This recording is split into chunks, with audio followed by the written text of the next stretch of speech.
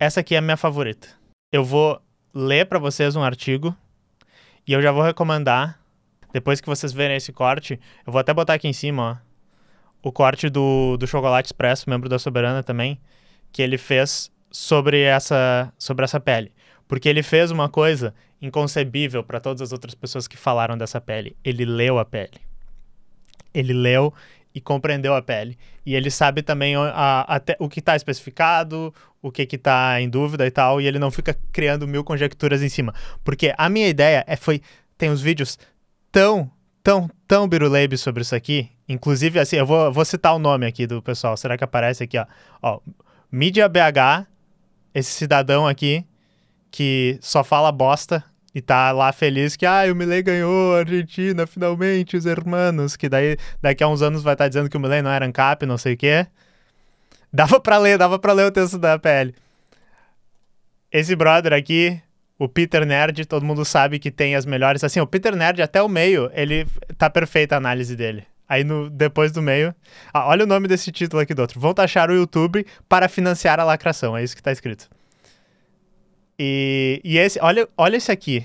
A branquitude fez o L, agora chora por conta dos impostos. E o melhor desse vídeo é que esse menino aqui, ele claramente, assim, tá abalado. Ele tá muito triste que vão taxar o YouTube dele. Mas primeiro vamos... Enfim, outro dia eu vou ter que trazer um react... porque eu quero ficar 5 horas dissecando esses vídeos com vocês. Vamos ler essa notícia que eu achei desse site aqui. É do Ache Concursos. Mas eles trouxeram os piores tweets do mundo de ambos os lados da discussão. E eu achei que era muito bom a gente fazer aqui. Onde se viu um streamer que não tira argumentos da bunda.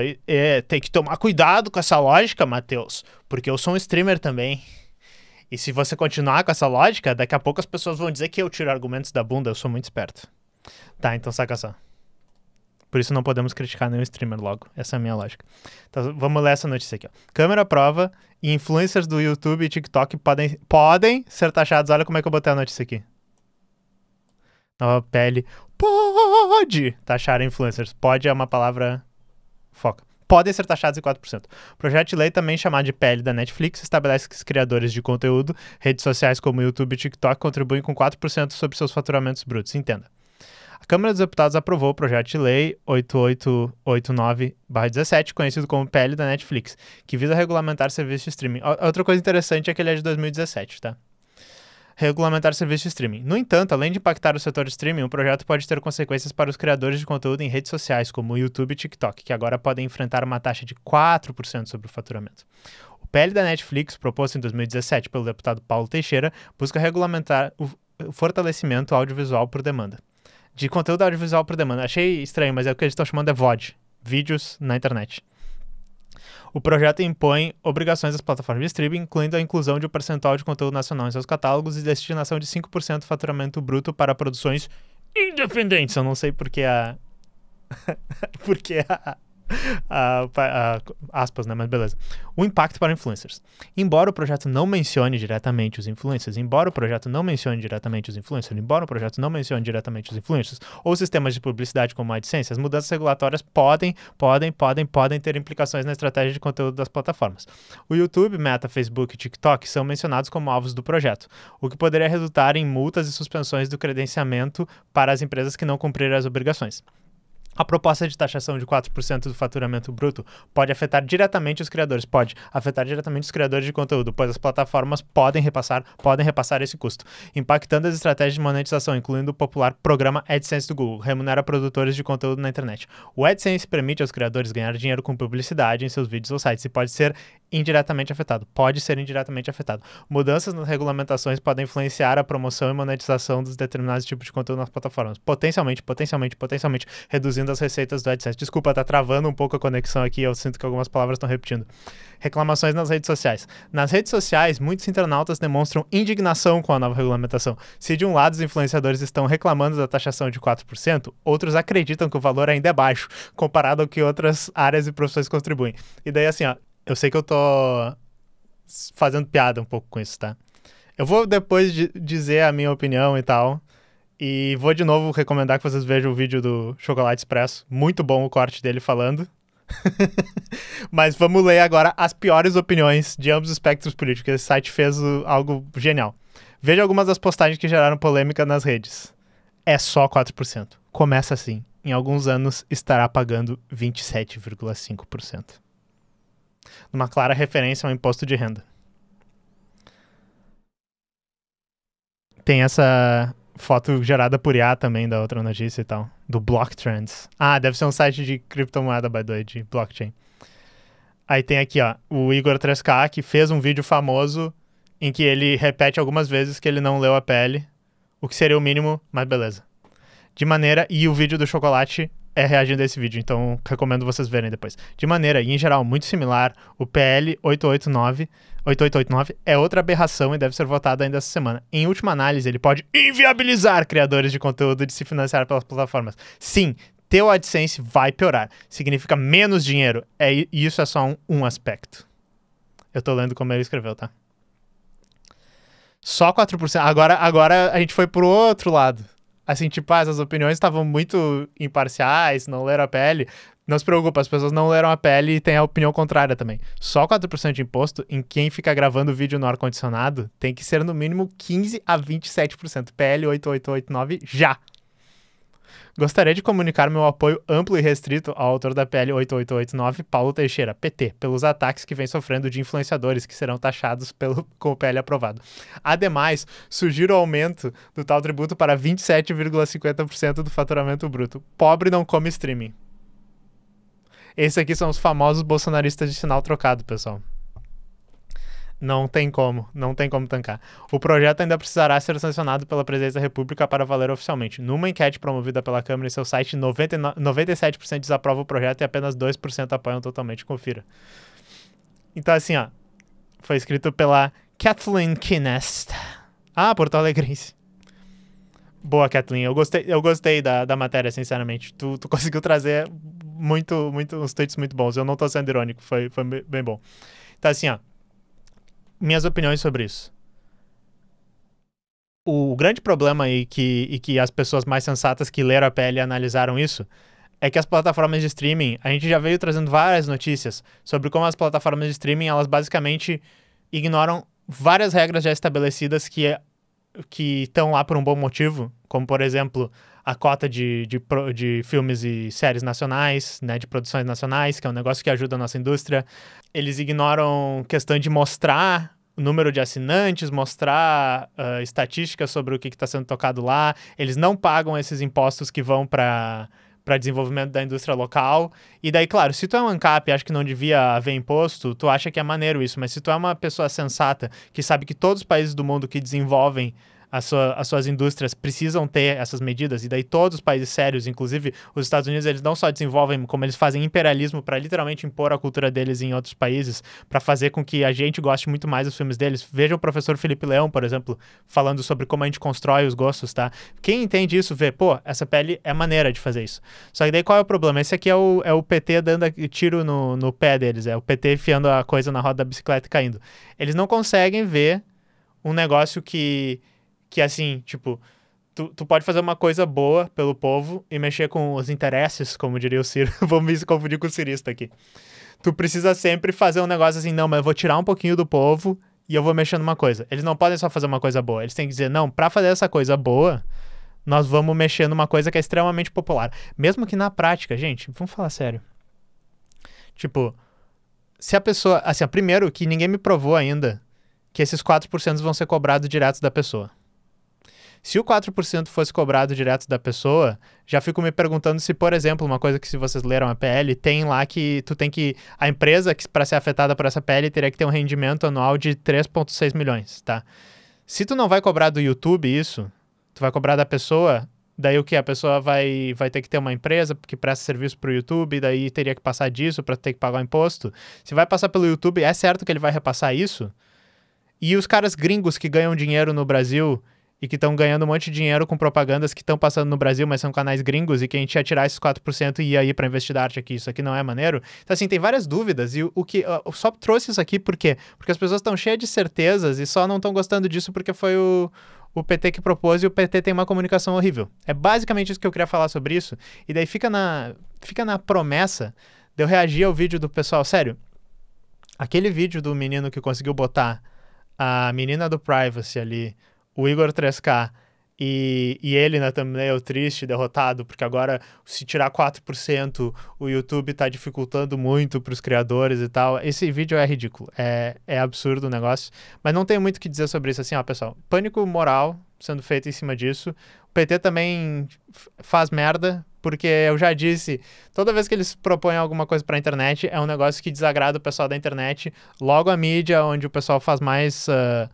onde pode fazer mais militância orgânica pra direita, tá ligado? Onde a direita já surfa e tal, e daí eles criam factoides pra apanhar, tá ligado? É basicamente isso. O treco da Shin é burrice e tal, só que o PT não consegue, tipo, parece... É literalmente a conciliação de classe no livrinho, assim. Vamos pensar numa coisa que seria boa.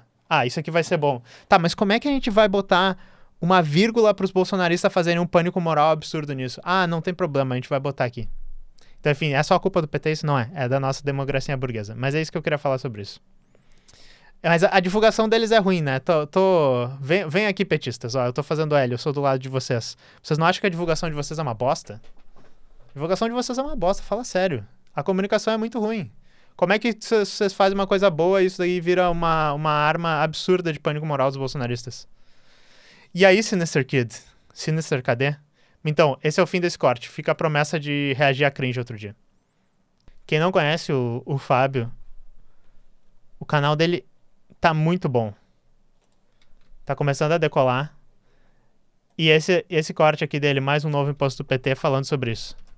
E assim, ele falou tudo que eu falei, só que muito melhor. E ele já trabalhou com produção cultural, já trabalhou em televisão. O cara manja. E ele leu a PL. Algo que assim, tá em falta. Tipo, quem diria que saber ler seria uma coisa tão preciosa, né? Mas enfim, veja o corte dele, tá muito bom. Um beijo aí pro grande Choco. Então tá. Uma notícia que era pra ser uma notícia boa, tá? Isso aqui era pra ser uma notícia... Ai, nossa, que legal. Ainda existe esperança. A indústria dos jogos, que a gente só ouve coisas ruins sobre eles. Eu vou ler uma notícia muito boa pra vocês. E daí eu vou imediatamente quebrar ela como uma bonita porcelana que fica em cima da lareira. Eu vou tipo assim, ups, eu derrubei ela vai cair no chão e se espatifar. E vocês vão ter que juntar os pedaços. Porque eu já vou ter saído, porque eu sou visita e eu, tipo, vou sair a francesa. Vamos lá. Equipe original de 5 pessoas responsável pela criação do primeiro jogo do Super Mario no Nintendinho ainda trabalha na Nintendo 38 anos depois. Lançado no Japão em 1983, o jogo foi desenvolvido por apenas 2 programadores, Toshihiko Nakago e Kazuaki Morita, e um músico, Koji Kondo, sob a direção de Shigeru Miyamoto e Takashi Tezuka. Todos esses membros foram creditados no recém-lançado Super Mario Bros. Wonder para o Nintendo Switch. Essa longevidade na indústria de jogos é vista como excepcional, principalmente dado o caráter volátil do setor. As informações são do site Games Radar. Eu vi essa notícia em várias fontes, tá? Então, tipo, eu não estou dizendo que... Não estou questionando essa notícia. É o que é verdade. Mas daí, tem esse vídeo aqui de 20 minutos, que eu não vou tocar ele, mas eu vou deixar o vídeo aqui em cima. Porque, assim, quem conhece o canal do Jim Sterling, acho que é não binário pro nome, mas enfim, Jim Sterling. Reviewer de jogos gringo, que geralmente toca... eu gosto que faz uma radicalização dos gamers que sabem que a indústria dos jogos é podre e é uma merda, e geralmente aponta isso, trazendo evidências, trazendo fatos, trazendo comentário ácido, tá? E esse vídeo, especificamente, qual é a moral, tá? A indústria dos jogos esconde quão ruins são os layoffs na indústria dos jogos, tá? E daí eu trouxe um resumo, porque primeiro tá em inglês e tem 20 minutos esse vídeo, mas eu trouxe um resumo, eu vou recomendar pra vocês. Tá aqui também. Qual é a moral, tá? E daí isso inclui a Nintendo, tá? Porque o que acontece? A Nintendo ela tem essa fama, inclusive eu já reproduzi essa fama aqui. Não que seja de todo mentira, tá? Mas de ser uma indústria que ela é uma empresa que ela é mais boazinha que a média. Que ela trata bem seus desenvolvedores. Tem aquela história... E assim, eu não tô nem dizendo que são mentiras essas histórias, tá? Tipo, talvez ela seja melhor que a média. Tem a história de que Satoru Iwata, ele começou na empresa bem no início como programador. Ele programou Earthbound, ele programou Pokémon Stadium baseado na engenharia reversa do código do Pokémon Red and Blue. Ele programou Smash Bros, eu acho. E daí ele foi subindo na coisa da empresa até virar o presidente da empresa. Foi um dos presidentes mais queridos lá da empresa. Quando a empresa deu prejuízo por causa de escolhas que eles tiveram, ele supostamente diminuiu o salário dele para poder continuar pagando as pessoas, não demitir, beleza, tá? Só que daí o que esse vídeo descreve sobre uma prática que várias empresas, inclusive a Nintendo, fazem, tá? Elas geralmente, e isso aqui é uma coisa que eu vou dar crédito pro pessoal que largou vários comentários nos vídeos que a gente botou sobre sindicatos. Gostei dessa notícia. Ó. Nintendo of America diz que eles não têm sindicato porque a satisfação dos empregados é muito grande, tá? Então, o que acontece? Várias pessoas, quando eu tava falando sobre sindicatos, disseram que um termo que eles usam lá, no contexto dos Estados Unidos, é os trabalhadores temporários. Que, na realidade, é como se fosse terceirizados, PJs, consultorias, esse tipo de coisa que a gente teria aqui hoje. São pessoas que, na realidade, estão trabalhando full-time na empresa, mas elas têm um contrato diferente e elas são adquiridas e terminado o contrato com elas, tá? E as empresas de videogame, elas trabalham muito nessa maneira. Então, assim, eles não demitem. Eles, basicamente, assim, para esse jogo, eu vou contratar essa empresa que vai ficar com 50 pessoas trabalhando por um ano nesse projeto aqui. E daí, quando acabar o projeto, a gente descontrata essas pessoas. Só que essas pessoas, elas... E daí, o que é legal que Stephanie Sterling traz ali no canal... com fontes que, enfim, ela não revela as fontes, são fontes anônimas de pessoas que trabalharam dentro de empresas, que dizem que quando elas chegam lá, elas tem aqui, ó. Quando as pessoas chegam lá, elas têm a promessa de que elas podem chegar a ter um emprego full-time, né? Um emprego de tempo integral, se elas tiverem uma boa performance e se der tudo certo. Mas várias descobrem que elas só foram contratadas para projetos específicos ou para períodos específicos, onde elas sofrem de crunch, que é um negócio que a gente já falou várias vezes aqui, que é fazer os trabalhadores trabalhar para caralho, e depois elas são descartadas sem ser contratadas. E daí isso é uma coisa que é bizarra da indústria de videogame, mas de todas, né? Mas já que a gente tava falando da Nintendo aqui especificamente, é que assim, a empresa expande, né? Vem investimentos para projetos, cresce os projetos, tem a promessa de que vai ganhar muito dinheiro com aqueles projetos e daí ela contrata várias pessoas.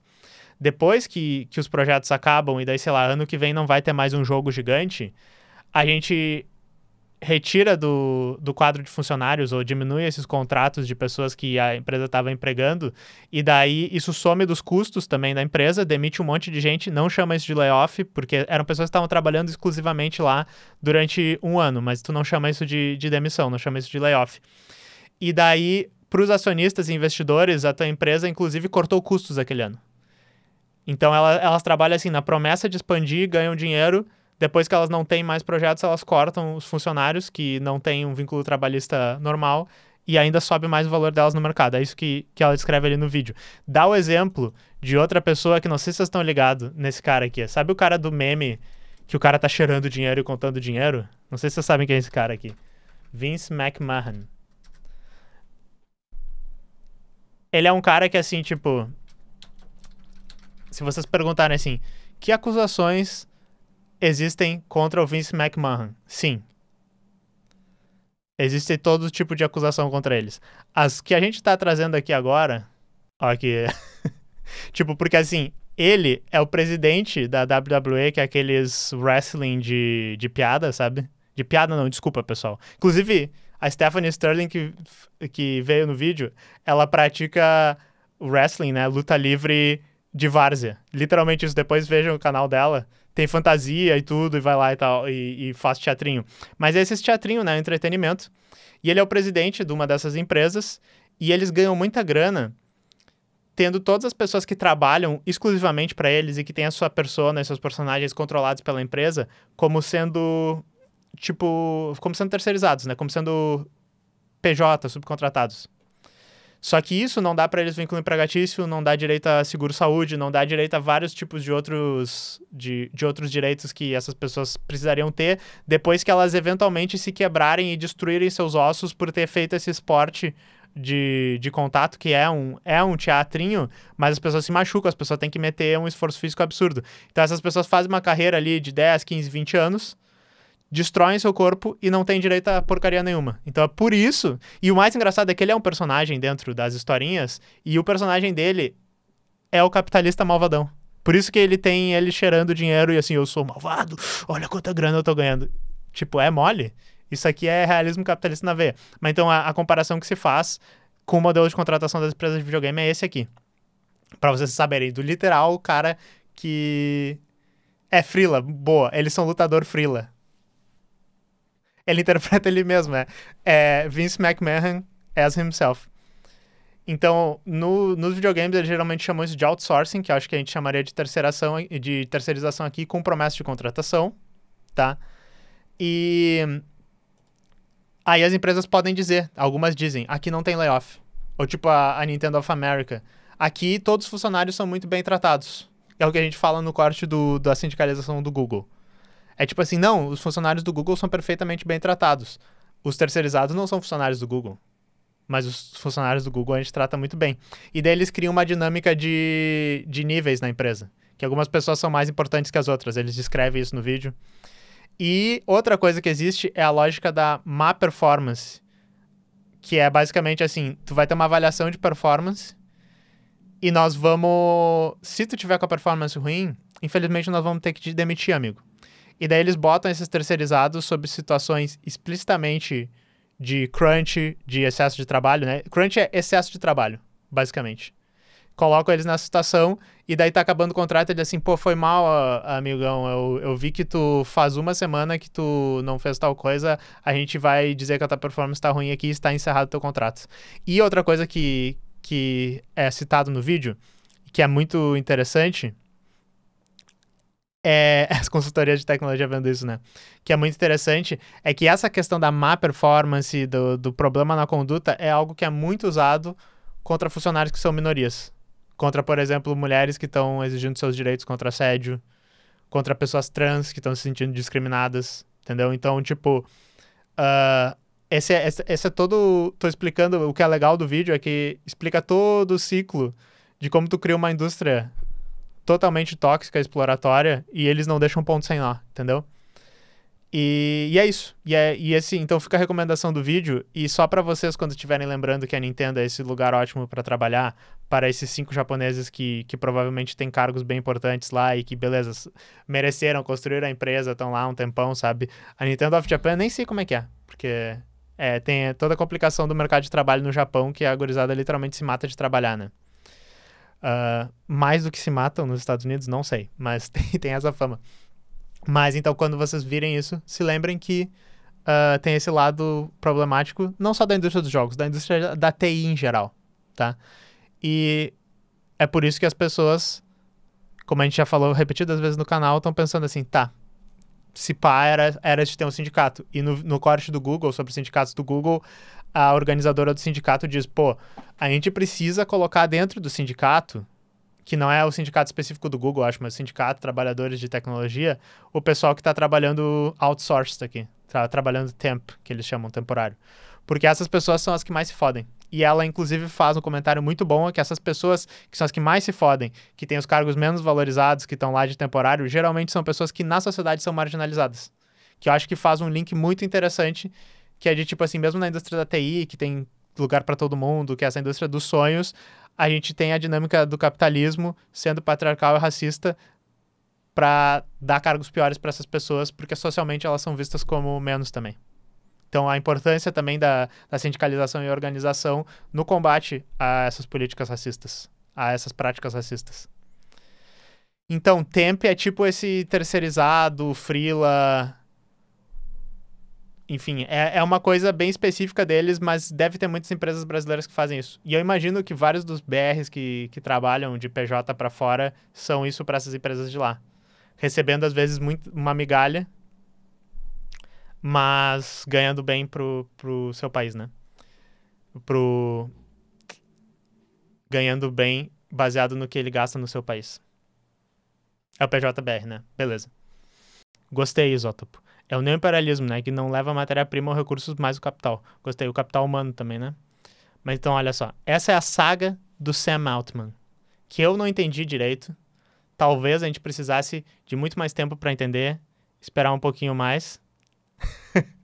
O Deschamps é o monarca do Lucas Havac. Eu sempre trago o Deschamps. É o meu tripé econômico. É o Deschamps ficar divagando sobre coisas de política que, se um direitoso ouvir, vai achar que eu sou maluco e não tô falando coisa com coisa. E falar de joguinhos obscuros que ninguém conhece, mas que daí um dia uma pessoa vai conhecer e eu vou ficar... Basicamente isso. Acho que o Deschamps não é barbudo, ele é um gurizão fofinho. Enfim, Sam Altman. Vou só ler o início, né, as chamadinhas de cada uma para vocês verem o desenrolar da saga, tá? Ó, Microsoft contrata Sam Altman após sua demissão inesperada do cargo de CEO da OpenAI, tá? Ele é o CEO da OpenAI que faz o ChatGPT, Whisper, DALL-E também, acho, todos esses projetos que estão hypados de IA. A próxima.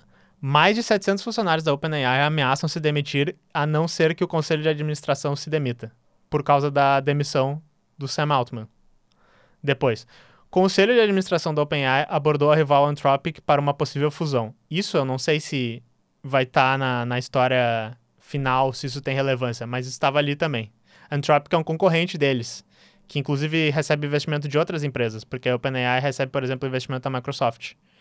E a Anthropic recebe investimento da Google e da Amazon, tá escrito aqui. Aí a próxima aqui, ó. Sam Altman retorna ao cargo de CEO da OpenAI. O cara fez meio que um Getúlio Vargas, assim. E a demissão de Sam Altman teria sido precipitada por descoberta do que poderia ameaçar a humanidade. Essa é de hoje, se não me engano. Então, tipo...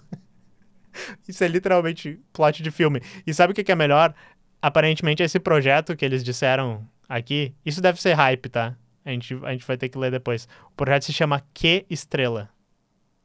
E daí, nesse momento, os teoristas de conspiração do Trump lá do QAnon, sabe? Eles estão assim, caralho... Sam Altman chegou muito próximo da verdade. Ele fez o projeto que vai simular a consciência do John Kennedy Jr., que na realidade é um clone do Trump e que vai nos reconduzir os Estados Unidos com ele na presidência a ser de novo a maior potência mundial, e os aliens vão aparecer e daí eles vão expor que o Biden é um clone, mas na realidade ele é o 10º clone do Biden, porque ele tem vários, assim, quando o Biden tropeçou na escada, na realidade ele tinha morrido e eles substituíram ele rapidamente, por isso que você pode ver que o vídeo corta um frame. Parece isso, tá ligado? Mas então vamos ler aqui no Tecnoblog um resumo. Sam Altman volta a chefiar a produtora do ChatGPT. Acho que ele quis dizer, né, a empresa que faz o ChatGPT. Nova estrutura da organização de inteligência artificial tem o apoio da Microsoft. Vai ver, nos últimos dias teve até ameaça de demissão coletiva. Aqui a lata do menino. O cientista da computação Sam Altman voltou a ser CEO da OpenAI, a produtora por trás do ChatGPT, depois de um confuso vai e vem nos últimos dias. A produtora tá errado, pessoal. Eles não fazem filmes, mas beleza. A desenvolvedora. O executivo chegou a um acordo que prevê a formação de um novo conselho administrativo. Pode ser que essa notícia tenha sido traduzida. Talvez a gente ainda não saiba todos os detalhes dessas movimentações. Por enquanto, está confirmado que Sam Altman volta a dirigir a organização dedicada à inteligência artificial. Ele postou na rede social X, antigo Twitter, que ama a OpenAI e que tudo o que faz nos últimos dias teve por objetivo manter o time e seu propósito unidos. De forma resumida, eis o que ocorreu, tá? 17/11, tá? Aqui tem as datas, ó. Sam Altman foi demitido do cargo de CEO, pelo então Conselho Administrativo por supostos problemas de comunicação com as demais lideranças da organização. 20/11. A Microsoft fechou a contratação de Sam Altman para chefiar uma equipe de cientistas que se dedicam à inteligência artificial. O cofundador da OpenAI, Greg Brockman, também entraria na companhia liderada por Satya Nadella. Ela é uma pessoa que fica na dela, né? Mas então, quem não sabe, a OpenAI tem investimento massivo da Microsoft e de outras empresas. E o Bing Chat e vários projetos de IA da Microsoft usam como base os projetos da OpenAI. Só que os projetos da OpenAI eram todos abertos, tá? E agora, quanto mais tá começando a rolar grana, mais eles estão fechando. E daí isso talvez fosse uma consolidação de que, assim, por algum motivo eles chutaram o cara e ia vir uma equipe toda junto com ele. Close AI, exato. Uma equipe toda junto com ele pra Microsoft. E outra coisa que eu tô começando a notar aqui, pessoal, com essas notícias, vocês podem anotar essa previsão aí, mas assim, tipo, que nem as empresas de computação começam a se consolidar em cada vez menos monopólios maiores e mais poderosos, essas empresas de IA têm muita grana rolando nisso. E que nem eu disse, algumas não conseguem ganhar grana. Eu vi esses dias que a Midjourney aparentemente ganha grana. A OpenAI não ganha grana com o ChatGPT lá rodando. A Microsoft não ganha grana com isso. Eles estão investindo e não dá dinheiro, tá? Mas algumas ganham. Só que daí o que pode acontecer? Eventualmente, por ser uma coisa que tem tanta promessa de lucro, tanta coisa assim, vai começar a se formar monopólios maiores ainda. As empresas estão todas, tá parecendo aquele negócio de tipo, pô, vamos nos fundir aí e tal. Parece ser a tendência do mercado, mas vamos ver aqui. Ainda em 20 de 11, diversos funcionários da OpenAI ameaçaram conduzir uma demissão coletiva, ó, na época que ele ia ir pra Microsoft, viu? Então, provavelmente, eles, tipo, tá, foda-se, a Microsoft contratou ele, eles têm um setor de IA gigante que já tá trabalhando com o mesmo projeto que o nosso, provavelmente essas pessoas iam querer se demitir pra ir trabalhar lá, né? E pensem isso, essas são pessoas que, além de serem super bem remuneradas, eu não trouxe os salários deles, mas eles estão ganhando bastante. Isso é, tipo, a pesquisa nível alto, altíssimo, que se a gente tivesse uma indústria de computação, a gente poderia estar fazendo aqui, mas a gente não faz. Essas pessoas amam.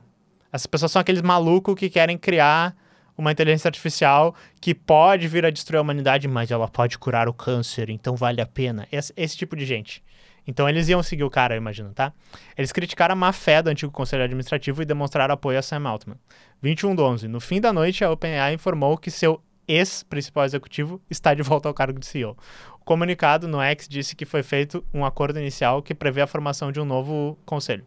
Estamos colaborando para chegar aos detalhes finais. Obrigado a vocês pela paciência ao longo disso, declarou a empresa. Aí tá agorizado aqui, vencemos, pode crer. E isso, uma coisa que chama atenção, tá? Nessas indústrias que rola muita grana, rola muito dinheiro e rola trabalhadores altamente especializados, se 700 trabalhadores levantarem a voz, eles até expulsam o board da companhia. Interessante isso, né? Tipo, é uma coisa que chega a dar uma certa lágrima no olho do comunista. Mas enfim, vamos continuar. Mudanças no conselho da OpenAI. A nova formação da OpenAI parece ter o apoio da Microsoft, sua principal parceira no fornecimento de infraestrutura na nuvem. Satya Nadella declarou no X que está encorajado pelas mudanças do conselho da OpenAI. Ele também disse que foram dados passos iniciais para uma governança mais estável, bem informada e efetiva. Inicialmente, o novo conselho será formado por Brett Taylor, Larry Summers e Adam D'Angelo. Só estrelinha, só nome conhecido, só se fala desse pessoal aí. O último executivo é o único remanescente do grupo que aprovou a demissão de Altman e terá a função de representar as opiniões do antigo board. O conselho da OpenAI deve ser ampliado para 9 membros no futuro. Com isso, a Microsoft deve ganhar uma cadeira no grupo devido à parceria e o amplo investimento realizado na empresa de IA.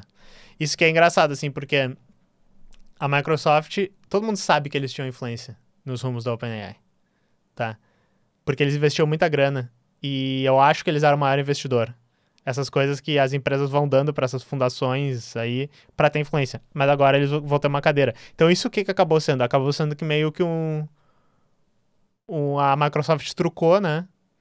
Ou o Sam Altman trucou, e a Microsoft apoiou ele, e daí a Microsoft ganhou uma cadeirinha ali para mandar mais no projeto, né? O acordo para o retorno de Altman ainda envolve uma investigação sobre a demissão do executivo. Segundo a proposta do então CEO interino Emmett Shear, a auditoria do caso será realizada por escritório de advocacia independente. E uma curiosidade sobre esse Emmett Shear é que eu acho que esse novo CEO interno só gente bonita. Ele foi o cara que fundou a Twitch. Interessante, ruim, bom, não sei. Fica aí pra vocês. Exato. o Gustafsson, esse é o teu nome, né? Já mandou a braba no chat. Eu achei que a OpenAI era da Microsoft. Então, eles são tão em carne que a gente fica assim, mas era só isso.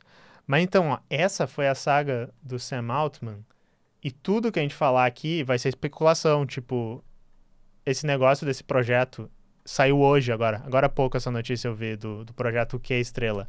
Eu não vou ler sobre isso agora, vou deixar para uma outra live onde a gente pode fazer teorias de conspiração puramente especulativas. Vocês viram o corte? Eu acho que o Luigi largou hoje um corte do cara dizendo que tem vários clones do Lula, que vários já morreram e tal. E daí o cara fica contando várias histórias de que tem Que é Estrela. Tem várias... porque o clone do Lula é uma máscara super realista, engana todo mundo, não sei o quê. Aí ele... e é uma junta militar que, na realidade, o Lula tá tomando decisões ruins porque ele quer implodir o governo, porque, na realidade, o Xi Jinping faz parte da Aliança do Bem, o Biden faz parte da Aliança do Mal, o Trump é da Aliança do Bem. E...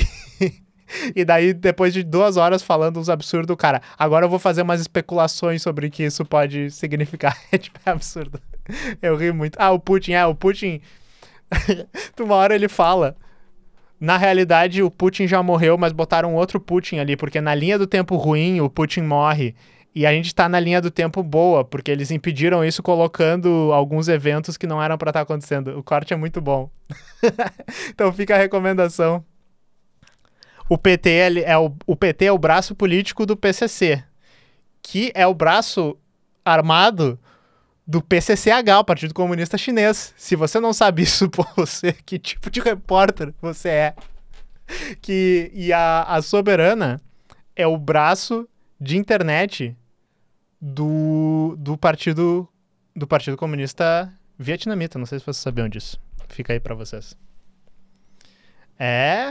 Meus amigos. Mas então isso. Sobrou pra Soberana, né?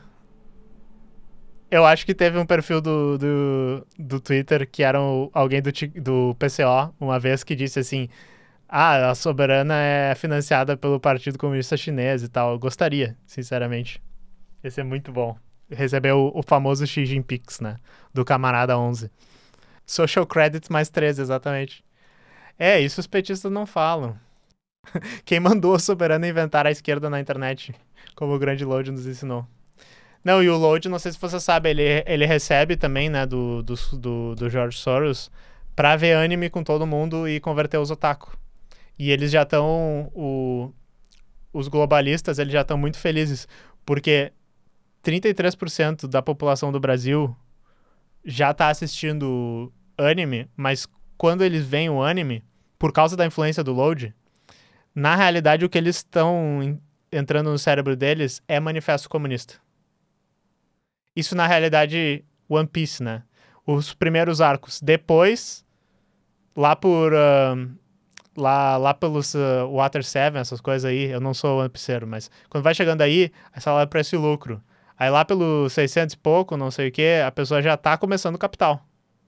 A ideologia alemã é filler, né? Mas ela tá ali no meio também. Então não sei se vocês sabiam disso.